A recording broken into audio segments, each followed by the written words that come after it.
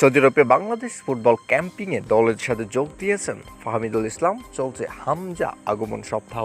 Italian এই প্রবাসী footballer বর্তমানে বাংলাদেশের ন্যাশনাল ক্যাম্পে সৌদি আরবে যোগ দিয়েছেন। সাধারণত ফাহমিদুল ইসলাম খেলেন লেফট ব্যাক পজিশনে, চাইলে তাকে লেফট উইঙ্গার হিসেবেও খেলাতে পারে, কেননা তার আছে গতি সাথে আগ্রাসন। বাংলাদেশ ফুটবলে দীর্ঘদিন যাবৎ স্ট্রাইকারের সমস্যায় ভুগছিল, তবে ফাহমিদুল ইসলামকে যদি লেফট উইঙ্গার হিসেবে খেলায় তাহলে হয়তো দলের পারফরমেন্সে ইফেক্ট ফেলতে পারে, কেননা এই পজিশনটাই খেলে থাকেন দেশি সব তারকারাই, যে জায়গায় খেলে থাকেন রাকিব রহমত মিয়ারা। তাছাড়া ফাহমিদুলকে লেফট ব্যাক হিসেবে খেললেও দলের ইতিবাচক ইফেক্ট পড়তে পারে, কেননা এই জায়গাটাই বাংলাদেশ জাতীয় দলে বেশ কয়েক বছর যাবত সাপোর্ট দিয়ে যাচ্ছেন।